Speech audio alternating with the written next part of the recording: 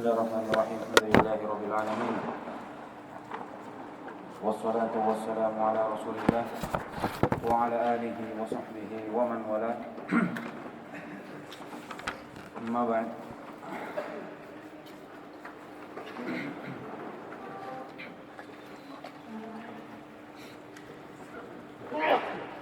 Baik, kita lanjutkan ya. Karena ini tidak selesai. Baik. Kata beliau di tempat yang pertama itu kisah turunnya wahyu. Iya. Kisah turunnya wahyu. Dan kita sudah sebutkan kisahnya di dalam Sahih Al-Bukhari dan Sahih Muslim dari sahabat Aisyah. Di mana Nabi SAW itu diberikan kecintaan untuk bersendiri, kemudian menyendiri di Gua Hira beberapa hari. Ya, untuk beribadah.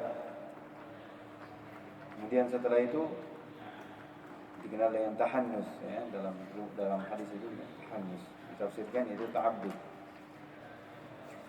Kemudian datang Jibril, kemudian menyuruh untuk membaca Iqra bismi rabbikal ladzi khalaq. Kemudian setelah itu kembali turun lagi wahyu yang kedua setelah fatrah. Ini dia yang dengannya Nabi SAW diangkat menjadi Rasul,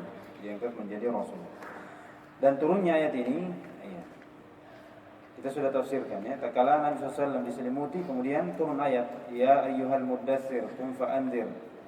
Wahai orang yang berselimut, bangunlah, anzir, beri peringatan,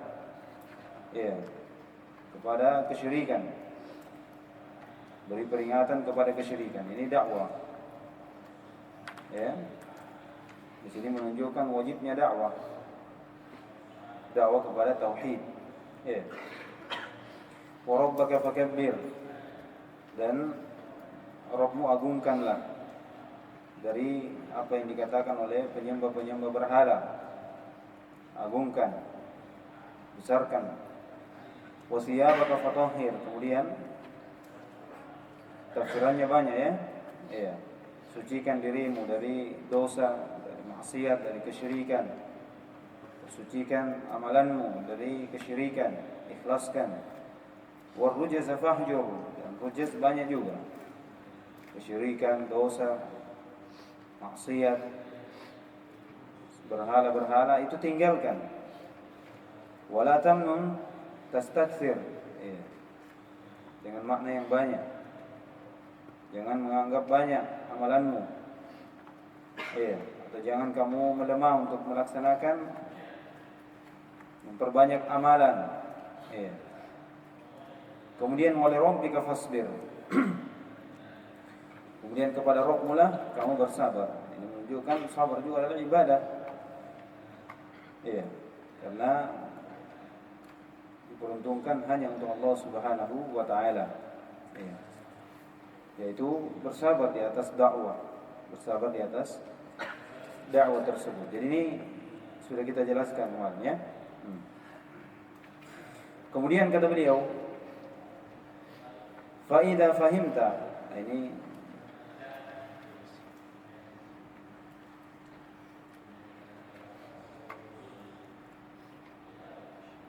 sudah turun ya. Setelah itu fa idza fahimta annahum yaf'aluna asya'a katsiratan. Jadi jika kalian telah mengetahui bahwasanya mereka ini dari kaum musyrikin yang kepadanya diutus Nabi sallallahu alaihi wasallam ya. Kalau kamu tahu mereka ini banyak melakukan sesuatu yang sangat banyak. Wa ya'rifuna annaha, dan mereka ini mengetahui bahwasanya apa yang mereka lakukan dari kebanyakan perbuatan mereka ini minadh-dhulmi wal 'udwan, dari kezaliman dan bentuk permusuhan. Lihat, mislu zina wa ghairihi, seperti ada perbuatan zina dan selainnya. Lihat, ini keadaan mereka Nabi SAW diutus kepadanya. Perhatikan. Wa arafta aidan annahum yaf'aluna asya'a katsiratan minal ibadat. Jadi dia jatuh dalam dosa besar. Ya kan? Seperti zina, kezaliman, bunuh dan seterusnya.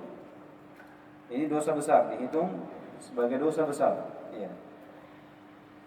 Kemudian kita juga tahu bahwasanya mereka ada yang melakukan sesuatu yang banyak dari ibadah. Ya. Selain mereka berbuat dosa besar, mereka juga ini orang yang tekun dalam ibadah, banyak ibadahnya yang dilakukan.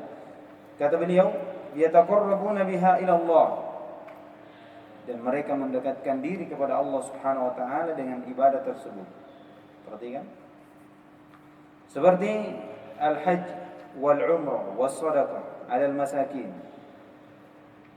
Seperti haji dan umrah, ya, karena Ka'bah di kampung mereka. Was sadaqah, sedekah kepada orang-orang miskin. Wal ihsani ilaihim, berbuat baik kepada mereka. Di sini tidak ada salat, ya. Karena salat belum perintahkan. Belum ada perintah salat, jadi mereka tidak ada berbuat salat. Jadi ini perbuatan mereka. Mereka berhaji, berumrah, ya. Kemudian mereka ada sedekah, berbuat baik kepada mereka, kepada orang-orang miskin dan selainnya. Lihat. Wa ajalluha indahum. Nah, perhatikan. Tapi yang paling besarnya di sisi mereka, yang paling agungnya di sisi mereka dari ibadah adalah kesyirikan. Ya. Kesyirikan di sisi mereka itu ibadah. Kalau kita apa? Hah? Dosa besar. Dosa yang tidak diampuni. Ya. Tapi di sisi mereka kesyirikan itu adalah ibadah, tapi kesyirikannya seperti apa? Iya, sehingga mereka menganggap ibadah akan disebutkan. Fa huwa ajallu ma yataqarrabuna bihi ila Allah indahum. Dan kesyirikan itu yang paling agungnya apa yang mereka mendekatkan diri kepada Allah dengan kesyirikan tersebut. Iya, di sisi mereka.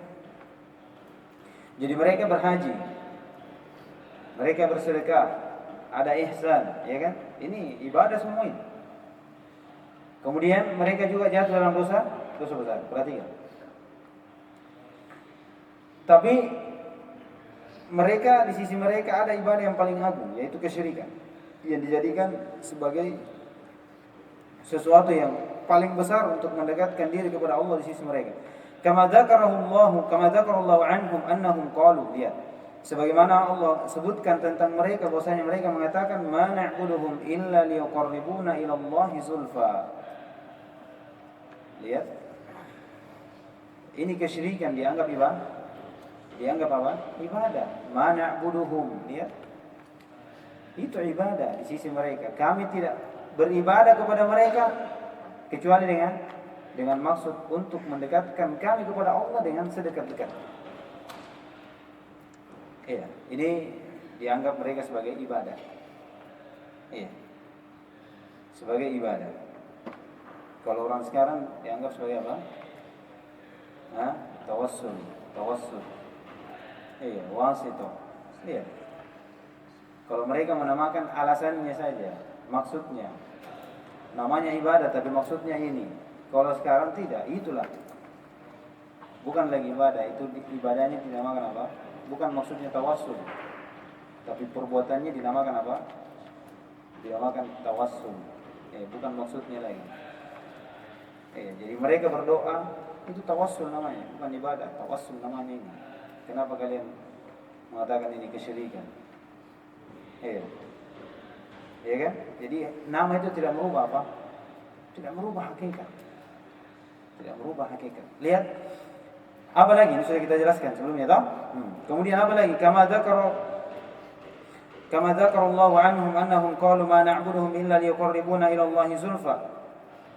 Wa yaquluna, di ayat lain, wa yaquluna haula'i syufa'ahuna 'inda Allah. Mereka menjadikan sembahan selain Allah Subhanahu wa taala. Kemudian mereka mengatakan mereka ini hanya pemberi syafaat kami di sisi Allah Subhanahu wa taala. Menjadikan tandingan. Ya kan sudah berlalu ya. Sudah berlalu. Bahwasanya yang mereka tempati untuk meminta itu mereka jadikan sebagai apa? Ilah. Kalau orang sekarang jadikan sebagai apa? Wasithah. Beda lagi namanya. Ini perlu kita ketahui. Jadi jangan belajar nama, tapi belajar hakikat. Supaya kalau dirubah namanya antum tidak tertipu. Jangan belajar nama, saya tahu namanya tapi tidak tahu hakikatnya. Ketika dirubah antum ditanya boleh. Karena bukan kesyirikan, namanya wasithah. Itu bukan ibadah tapi bentuknya tawassul saja kepada orang mati. Wasithah saja. Namanya berubah tapi antum tidak tahu hakikatnya antum. Makanya belajar hakikatnya seperti ini. Ini keadaan mereka. Wa yaquluna haula'i syufa'una 'inda Allah. Kemudian ayat lain wa qala innahum ittakhadhu asy-syaitana awliya. Mereka ini kaum musyrikin menjadikan syaitan sebagai penolong min dunillah wa yahsabuna annahum muhtadun, dan mereka menyangka bahwasanya mereka di atas petunjuk. Tertipu. Perhatikan. Ini akan datang nanti di usul sittah. Bagaimana kesyirikan dianggap ibadah dan tauhid dianggap kesyirikan. Terbalik. Mereka menganggap bahwasanya meminta menjadikan syaitan sebagai penolong itu adalah seorang yang berada di atas petunjuk. Itulah petunjuk. Itulah petunjuk. Memberi hak kepada orang soleh sedikit dari ibadah, menyembelih untuknya, bernadar untuknya, itulah ibadah, itulah fikih, itulah ilmu.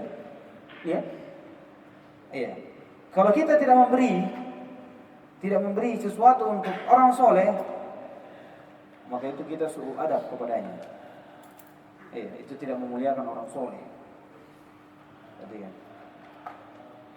Bagaimana mereka memanipulasi dari penamaan, merubah supaya dianggap sebagai sesuatu yang boleh saja. Sama ya kalau dari pelaku-pelaku takwil itu, pelaku-pelaku tahrif tentang sifat, dia tahrif sifat, dia rubah namanya takwil. Karena takwil itu pandangannya orang, takwil tafsir. Mereka tidak mau namanya tahrif, namanya takwil. Tapi hakikatnya apa?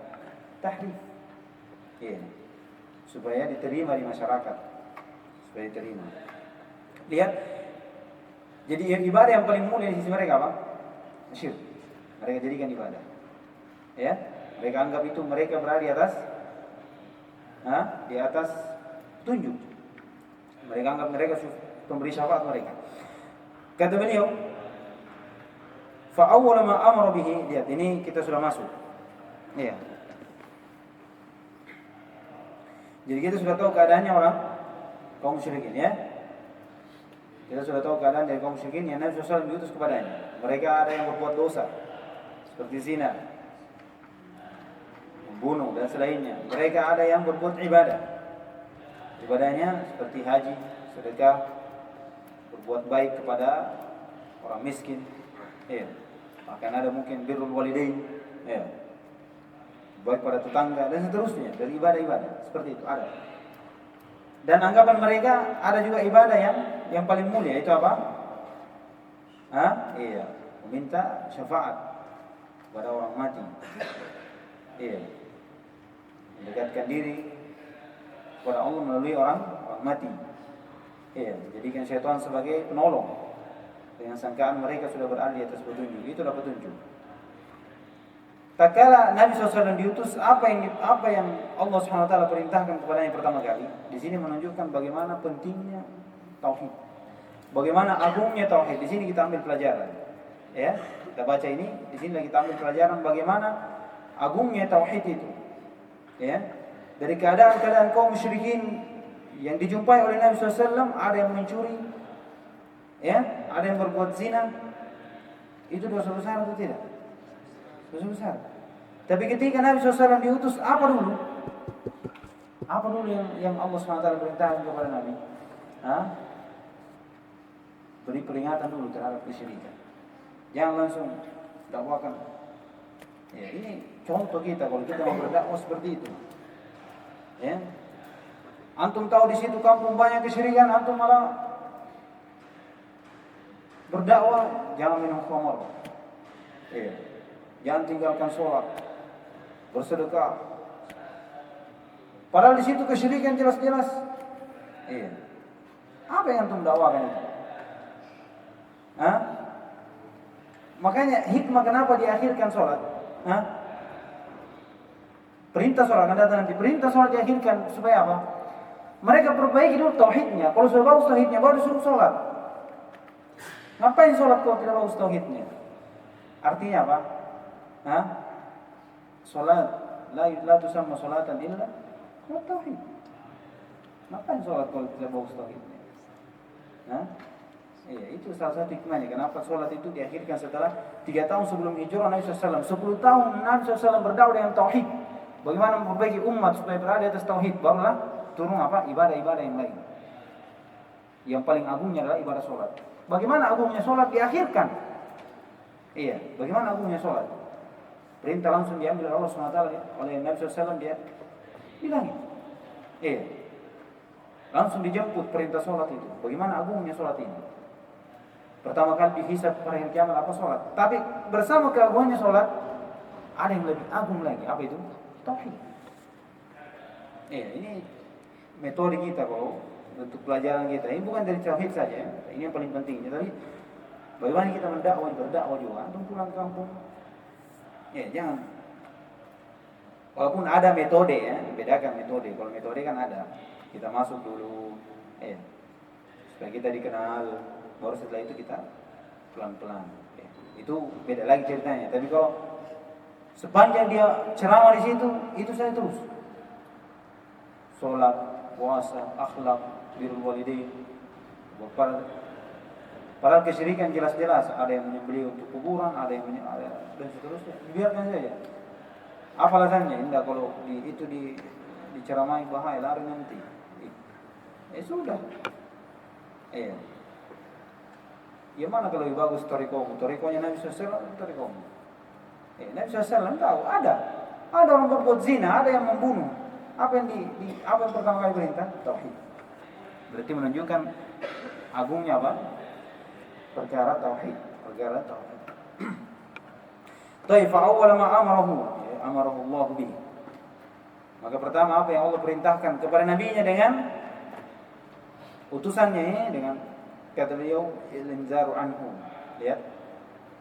Ya kan? Makanya kata ya ayyuhal muddatsir, takal turun ayat ini, ya kan? Sudah kisahnya toh? Takal dia diselimuti oleh Khadijah. Kemudian turun ayat ya ayyuhal muddatsir, wahai orang berselimut. Nabi sallallahu kum, bangun, tegak, fa'anzir. Ya. Dakwakan tauhid. Beri peringatan kepada kaummu terhadap tauhid, terhadap kesyirikan. Ajarkan kepadanya tauhid. Wa ma arsalna min qablika min rasulin illa nuhi ilaihi annahu la ilaha illa ana fa'buduni.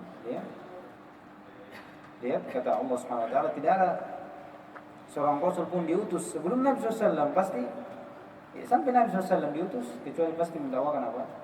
Diberi wahyu untuk mendakwakan apa? Tauhid dan melarang dari kesyirikan.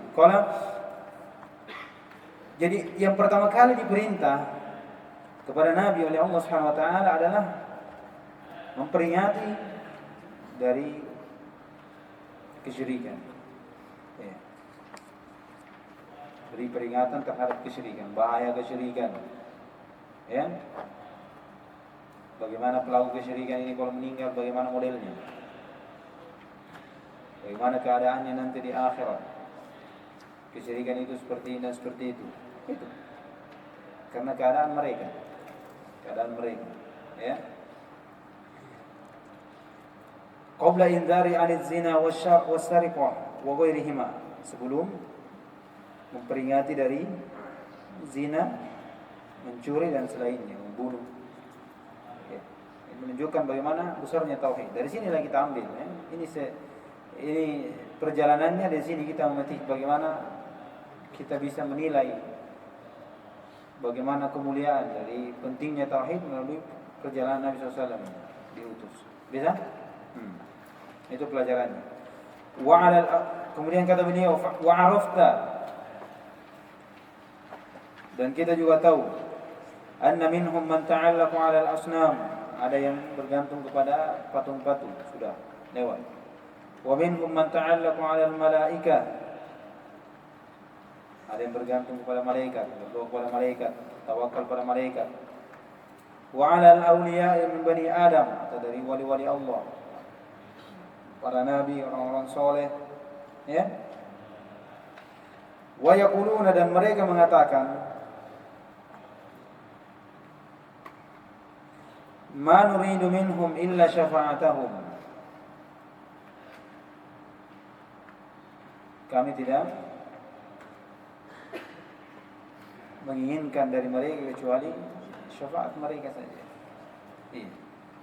Minta syafaat kepada wali-wali Allah, kepada malaikat, kepada asnam, dan seterusnya. Kata beliau, wa ma'a hada, bersamaan dengan ini, bada'a bil indari anhu fi awwali ayatin arsalahu Allah biha. Ya. Bersamaan dengan ini, Allah Subhanahu wa taala atau memulai perintah kepada Nabi SAW tatkala diangkat menjadi rasul, yaitu memperingati dari kesyirikan. Jadi ini bentuk pentingnya tauhid. Ya. Ini juga diamalkan oleh Nabi SAW tatkala mengutus siapa? Mu'adz bin Jabal. Mu'adz bin Jabal tatkala diutus ke Yaman, kepada ahlul kitab. Iya.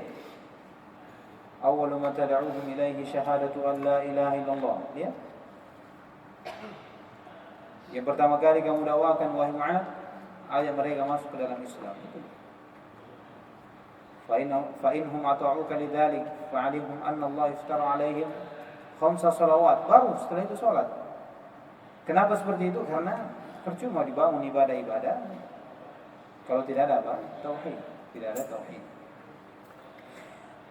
Fa in ahkamta hadhihi al-mas'alah, kalau kamu sudah mengerti dari masalah seperti ini,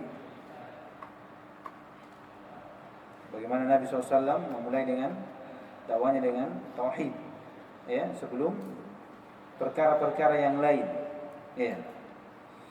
Fa ya busyraka khususan idza arafta anna ma ba'daha a'zam min salatil khams.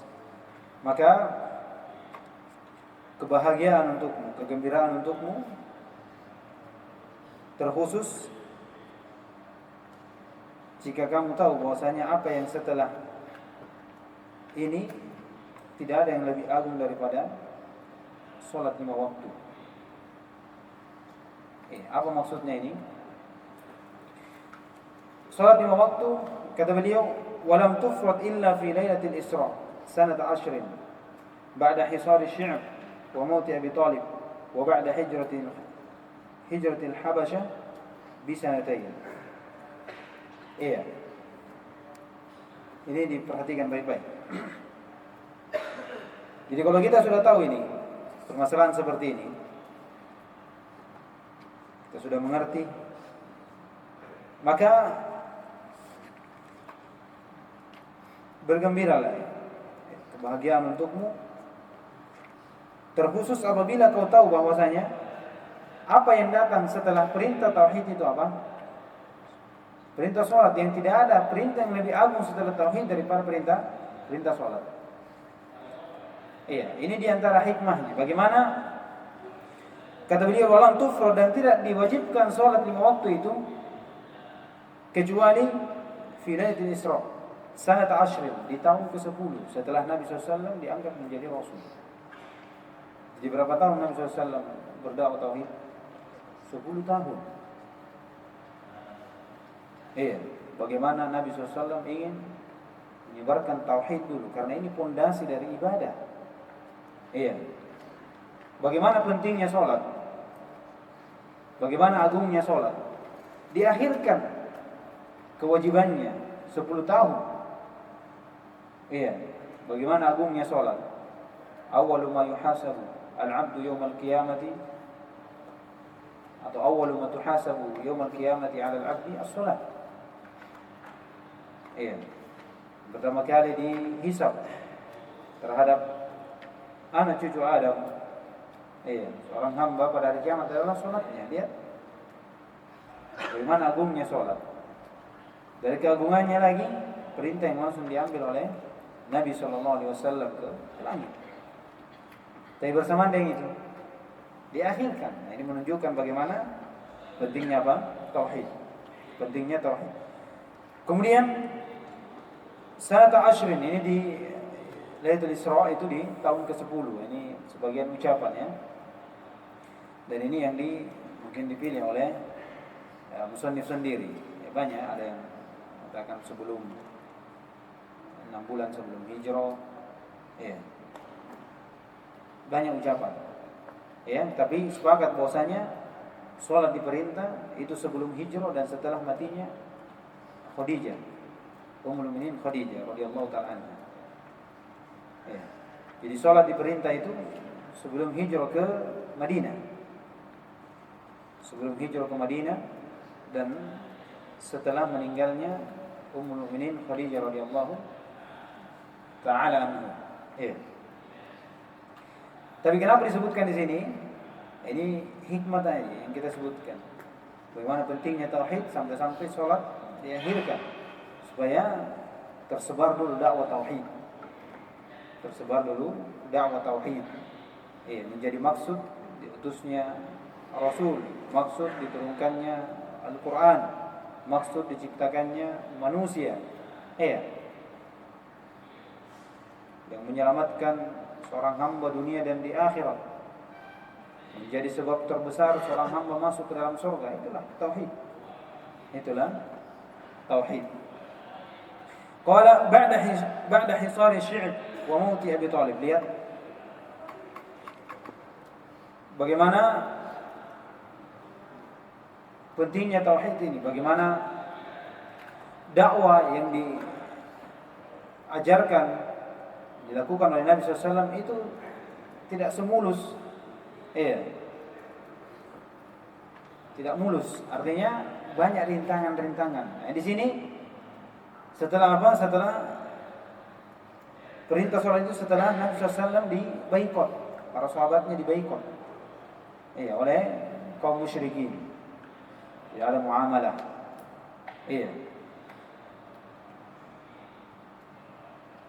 Kemudian setelah itu meninggal lagi siapa? Abu Thalib, pamannya. Dan pamannya ini yang membantunya. Pamannya ini yang membantunya, tapi sekedar membantu ya. Tapi tidak ada keyakinan akan hal tersebut. Tidak mau masuk memeluk agama Islam, tidak mau mengucapkan la ilaha illallah. Walaupun dia tahu bagaimana agama, ada dalam syairnya yang masyhur ya. Seandainya bukan karena celaan umatku, maka kau akan melihat saya berpegang dengan agamanya Nabi Muhammad, karena dia agama yang benar. Tapi takut dengan celaan apa? Kaumnya. Dan dilihat ya ketika Nabi SAW datanginya di waktu mau meninggal, tidak mau mengucapkan la ilaha illallah karena malu kepada dua temannya ini. Musibah menyelamatkan diri dari kesengsaraan kekekalan dalam neraka, itu mereka tidak mau karena cuma malu dari temannya. Makanya dikatakan atarghabu an millati Abdul Muttalib, dirayu. Tidak ada hujahnya lain selain itu saja. Karena dia neneknya, agama neneknya. Agama kakeknya atau bapaknya. Baik. Jadi setelah meninggal Nabi Abu Thalib pamannya, itu semakin dahsyat ujian kepadanya. Saking dahsyatnya makanya disuruh hijrah ke Habasyah 2 tahun sebelum hijrah, sebelum perintah sholat 2 tahun sebelumnya itu diperintah hijrah ke Habasyah. Kalau sekarang disebut Ethiopia. Habasyah itu walaupun ada yang menyanggah bahwasanya tidak terkhusus Ethiopia, tapi dari negeri Afrika seperti itu. Bukan hanya Ethiopia saja, tapi umum dari negeri-negeri Afrika di benua Afrika sana. Di situ ada di Habasyah, di situ ada raja namanya Najasyi. Ya, jadi hijrah ke Habasyah ini ada 2 kali hijrah. Jadi pertama itu padanya ada Utsman bin Affan. Karena sudah sempit ya. Ketika disebutkan ishtadal amr, semakin keras perkara dakwah di situ. Makanya disuruh apa? Hijrah. Bagaimana perintah dari tauhid ini? Ya, agungnya tauhid sampai walaupun banyak yang menghalang, banyak yang menentang, tetap dakwahkan. Karena begitu pentingnya apa? Tauhid. Begitu pentingnya tauhid. Baik. Jadi itu maksudnya. Kalau kita katakan apa pelajaran bisa kita ambil dari kisah ini? Pelajaran tentang tauhid. Dari sini kita tahu bagaimana pentingnya apa? Tauhid. Di mana tauhid awal perintah yang Allah SWT perintahkan kepada Nabi-Nya harus menjadi Rasul. Bersamaan pada saat itu Nabi SAW diutus kepada kaum yang ada melakukan dosa besar. Tapi yang pertama kali diajarkan kepadanya, diperintahkan kepadanya untuk memperingati dari kesyirikan yang mereka berada di atasnya, apa yang mereka lakukan. Itu kan pentingnya tauhid. Kemudian kedua, juga pentingnya tauhid karena perkara yang datang setelahnya itu perkara besar. Perintah yang datang setelahnya perintah yang sangat besar. Apa itu? Perintah sholat. Dan bersama dengan itu diakhirkan selama beberapa tahun. Hikmahnya apa? Supaya tersebar dulu tauhid. Karena ibadah-ibadah yang dibangun tanpa ada tauhid itu ibadah yang batil. Ibadah yang batil. Kemudian bagaimana juga hikmahnya atau pelajarannya, bagaimana saking kerasnya tauhid, dakwah tauhid itu sampai-sampai sahabat dan para nabi itu disuruh apa? Hijrah. Disuruh hijrah. Jadi Nabi SAW 10 tahun di Madinah, di Mekah, 10 tahun sebelum diturunkannya perintah sholat itu dakwanya tauhid. Sampai setelah itu 3 tahun setelahnya sebelum hijrah ke Madinah, dakwah tauhid. Sampai ke Madinah, dakwah tauhid. Sampai dia pun meninggal masih memperingati dari yang namanya apa? Kesyirikan. Makanya di hadis yang terakhir itu kata Nabi SAW, la'ana Allahu al-yahuda wan nasara ittakhadhu qubur anbiya'ihim masajida. Masih memperingati, sudah mau mati ini. Apa kata Nabi di akhir dari ucapannya ini? Lagi sakit mau mati. Dikatakan la'ana Allahu al-yahuda wan nasara ittakhadhu qubur anbiya'ihim masajida. Kesyirikan. Menjadikan kuburan nabi-nabinya sebagai masjid. Di situ dia beriktikaf, di situ dia tawaf dan seterusnya dari ibadah-ibadah di situ dilakukan di kuburan para nabi. Itu kesyirikan. Nabi sudah mati sebutkan itu. Disebutkan itu untuk memperingati mereka. Jangan sampai kuburannya ini dia meninggal jadikan sebagai masjid. Makanya akan datang nanti Nabi SAW dikuburkan di mana dia meninggal, itu di kamarnya Aisyah radhiyallahu taala anha. Makanya disebutkan seandainya bukan takutnya seperti ini maka mungkin Nabi SAW dikuburkan di luar. Walaupun sebenarnya datang dalam hadis bahwasanya para nabi itu dikuburkan di mana dia meninggal. Tapi alasan yang lain dengan sabda Nabi SAW itu, la'anallahu al-yahuda wan nasara ittakhadhu qubur anbiya'ihim masajida. Allah melaknat dari orang-orang Yahudi dan Nasara menjadikan kuburannya sebagai masjid. Ini bentuk penjagaan. Jadi Nabi SAW mulai diutus sampai meninggal dakwahnya begitu. Dakwahnya kepada tauhid, taib, dan memperingati dari kesyirikan. Qala fa idza arafta anna tilka al-umur al-katsirah. Kalau antum sudah tahu bahwasanya perkara-perkara yang banyak wal adawat al-balighah dan adanya permusuhan yang sangat dalam di antara kaum mukminin dengan kaum musyrikin. Kullu dzalika 'inda hadhihi al-mas'alah. Dan semuanya ini dari sisi masalah seperti ini itu qabla fardhi shalah, sebelum diwajibkannya salat. Jadi menunjukkan, kita lihat saja bagaimana agungnya salat ini. Ini yang diinginkan musannif. Bagaimana agungnya sholat? Masih lebih agung apa? Perkara tauhid. Bagaimana antum bisa gambarkan sholat ini? Ya, menjadi alamat keislaman seseorang. Oleh karena itu disebutkan sebagian ulama, ini sholat perkara yang sangat jelas, membedakan antara kaum mukminin dengan kaum kafirin. Mungkin kita tidak mendengar dia mengucapkan syahadat, ya kan? Mungkin kita tidak tahu dia mengucapkan syahadat atau tidak. Tapi kalau antum lihat dia sholat, apa antum hukumi? Muslim. Perhatikan bagaimana besarnya sholat ini. Makanya kata Nabi SAW, al-ahdu bainana wa bainal kufri as-shalah, faman tarakaha faqad kafar. Perjanjian antara kita dengan kekufuran itu, penghalang saja antara kita dengan kekufuran, keislaman dengan kekufuran itu sholat. Faman tarakaha faqad kafar. Siapa yang meninggalkan sudah berarti dia kufur. Bagaimana? Tapi pentingnya sholat ini masih diakhirkan daripada apa? Perintah apa? Tauhid. Perintah tauhid, mengisahkan Allah Subhanahu wa taala dalam segala ibadah. Kata beliau, "Rajauta an ta'rifa mas'alah." Kalau kamu sudah tahu, maka saya harap engkau mengetahui masalah seperti ini. Bahwasanya pentingnya apa? Tauhid itu, pentingnya tauhid. Jadi ini pelajaran yang bisa kita ambil mengenai pengenalan atau ma'rifah syirik wa tauhid, atau mengenal agama kaum mukminin, agama kaum muwahhidin dengan agama kaum musyrikin.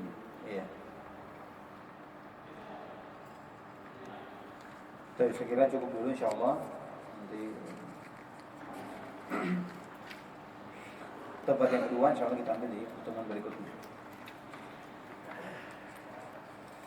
Subhanallah wa bihamdihi, asyhadu an la ilaha illa anta, astaghfiruka